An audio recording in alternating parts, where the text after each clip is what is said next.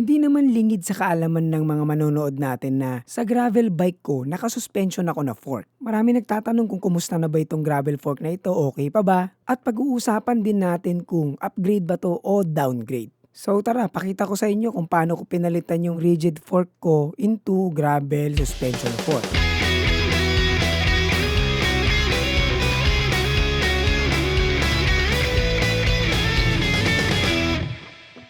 Siyempre, tatanggalin natin yung fork dun sa mismong bike natin. Pero unahin muna natin tanggalin yung gulong para mas madaling matanggal yung fork. Swerte lang na true axle lang din to tulad nung ipapalit natin, kaya hindi na tayo mahihirapan mag-convert pa. So, luwagan na natin tong top cap ng stem para matanggal na natin yan. At dahil carbon itong fork natin na tatanggalin, naka-compression plug ito kaya medyo kakaiba yung itsura ng pinaka-top cap niya. So, luwagan na natin tong mga pinch bolt para matanggal na natin yung mismong fork sa frame natin. Medyo masikip yung sa headset natin kaya medyo nahirapan akong tanggalin. So ito na yung dalawang fork natin, ikumpara muna natin habang nakatanggal. So kitang-kita naman yung difference in terms of size. Malaki talaga yung gravel suspension at di hamak na mas magaan talaga tong carbon na nasa 540 grams. So yung carbon meron siyang mga mounting options dyan and provisions para sa mga racks at kung ano-ano pa. Sabi ko nga kanina naka-carbon steerer tube to.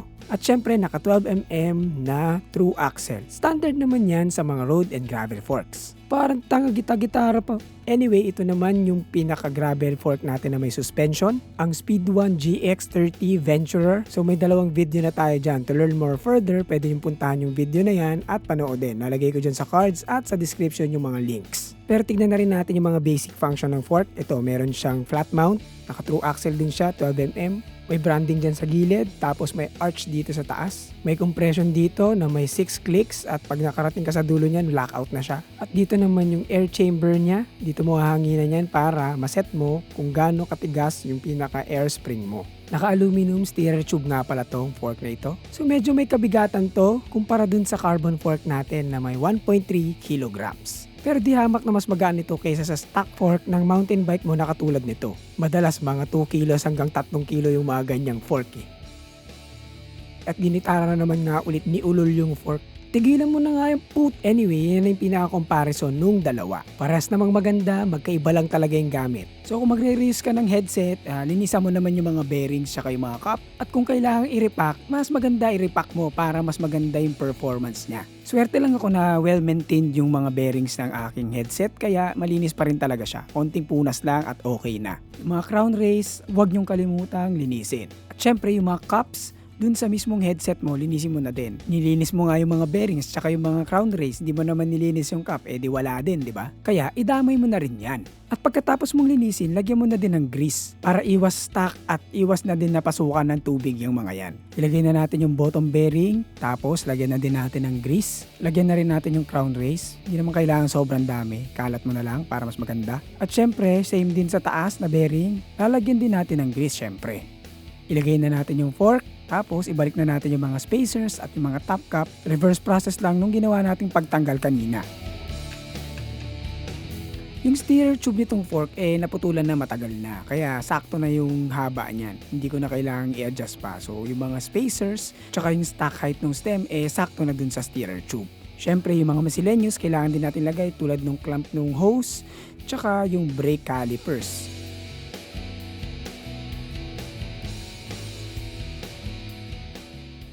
Celebrate small or big wins with your special ones. Come to Brew Brothers Cafe, your destination for celebration. So medyo matagal na rin sa akin tong fork na ito. First video ko sa fork na ito ay nung May 21, 2023 pa. So halos magto 2 years na rin ito. Matagal-tagal na rin yung pinagsamahan namin ng fork na ito. Kaya alam ko na yung perfect setting para sa total weight ko at syempre yung compression settings alam ko na din. Nai-ride ko na din ng mahaba to sa magandang kalsada, sa pangit na kalsada. Full gravel na ahon at syempre gravel na lusong. Kaya gamit na gamit talaga. At kung titignan natin, after almost 2 years, maganda pa rin yung play ng fork. Originally, 30mm lang talaga ang travel ng fork na ito. So ang ginawa ko, in-adjust ko na lang yung travel. Ginawa ko siyang 40mm. May video tayo niyan, lalagay ko sa cards at link sa description kung gusto nyong panoodin yan. In-adjust ko yung travel nito kasi gusto ko sanang babaan yung PSI ng pinaka air spring para mas ma-utilize ko yung low bump sensitivity nung mismong fork. Kaya kung titignan natin, nakikita nyo naman, yung maliliit na bumps, nakukuha niya pa rin. At hindi madalas nagbo-bottom out yung fork.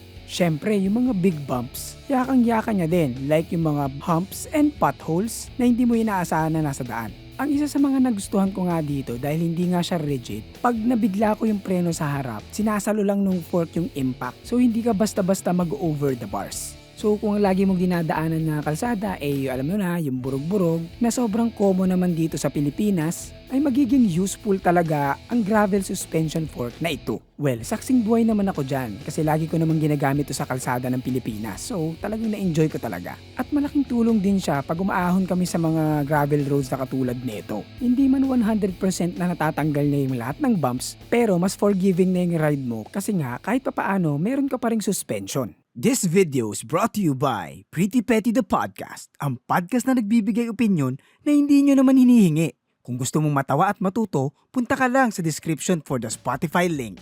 Sa mga gravel na lusong, mas less na rin yung arm fatigue na mararamdaman mo.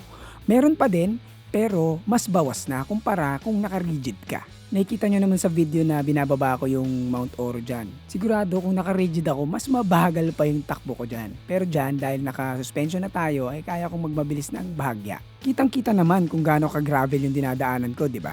Yung bagal ko sa pagbaba ng lusong na yan, skill issue na yan. Hindi na yan problema ng fork. And mahirap din talaga mag-ride sa ganyang terrain, lalo na kung manipis yung gulong mo. Dumudulas kasi talaga. Kasi pag naka-mountain bike kami, mabilis namin nabababa yung lusong na yan. Siyempre, iba talaga pag mountain bike. Pero, yung suspension na to, nakakatulong din talaga sa mga ganyang terrain. So for almost 2 years kong ginagamit yung fork na ito, sobrang na-enjoy ko talaga ang pagkakaroon ng suspension fork sa gravel bike. So pag-usapan naman natin yung pros and cons pag meron kang ganitong suspension fork. Unahin na natin yung mga cons. Unang-una, syempre, mabigat. So kung galing ka sa carbon fork na 540 grams lang, halos 700 grams ang nadagdag sa bigat ng bike mo. At kahit naka-aluminum ka na rigid fork na nasa 900 grams ang bigat, 400 grams pa rin yung madadagdag sa bike mo. Mabigat pa rin yung 400 grams lalo na kung weight winnie ka. At kung kumakarera ka at importante sa'yo yung bigat ng bike mo, ay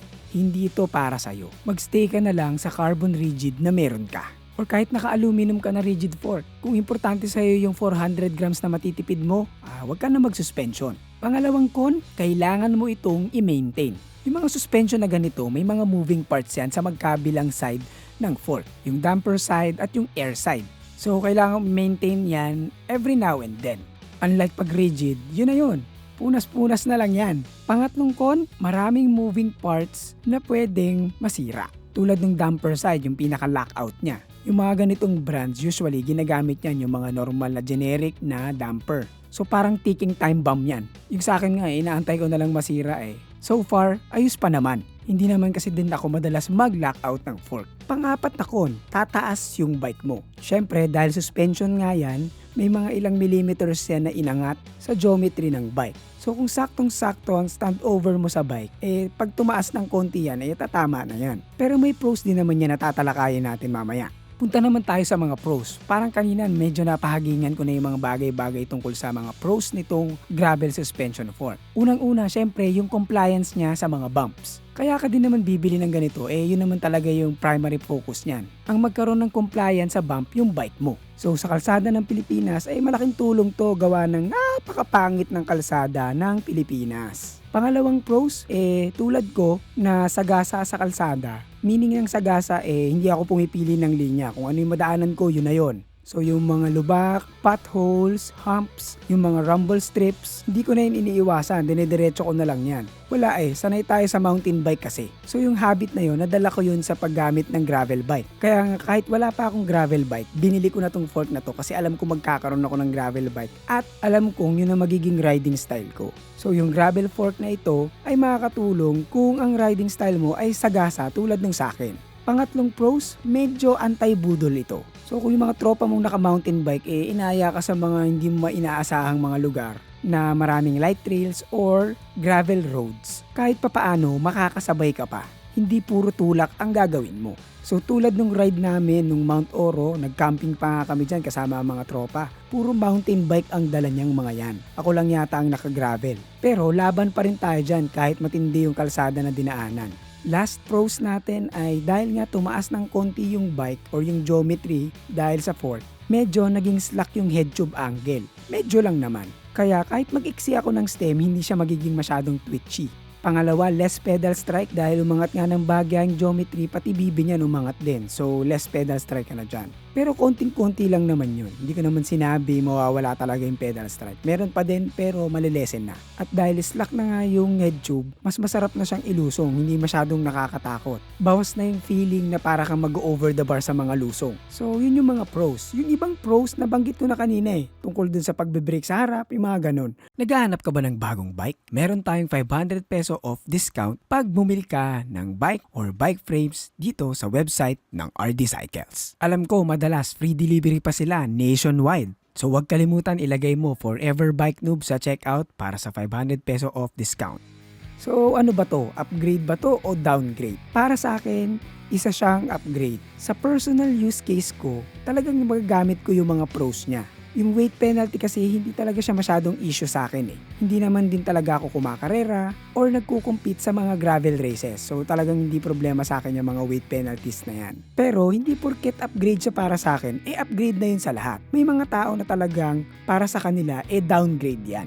Lalo na kung weight weenie ka, talagang downgrade yan kasi nagdagdag ka ng bigat Tapos ayaw mo pa yung nagme-maintain ng kung ano-ano, ayaw mo ng mga nagkakalikot, magmimistulang downgrade talaga pag nagkabit ka ng ganitong fork. So sa personal use case mo, i-comment mo sa baba kung upgrade ba ito o downgrade. Tignan natin kung ano mapag-uusapan natin sa comment section. Pero sa palagay nyo lang kasi hindi naman lahat sa atin nakagamit na. Yung iba hindi pa nakakagamit, sinasabi na kagad, pangit yan. Yung iba naman wala lang pambili, hindi na kagad maganda yung produkto. Magiging matalino tayo sa pag-comment, kumbaga maging rational tayo. Kumbaga sa palagay nyo, ano yung magiging effect sa inyo kung meron kayo nung ganitong suspension fork? Upgrade ba o downgrade? Anyway, kung gusto mo mag-purchase ng fork na ito, maglalagay ako ng link sa description or sa comment section. Bahala na kayo kung saan nyo i-click yan. Pero nandyan lang yan sa baba. Anyway, ako nga pala si Nat na nagpapaalalang manatiling bike no babang buhay para tuloy-tuloy lang ang pasok ng kaalaman.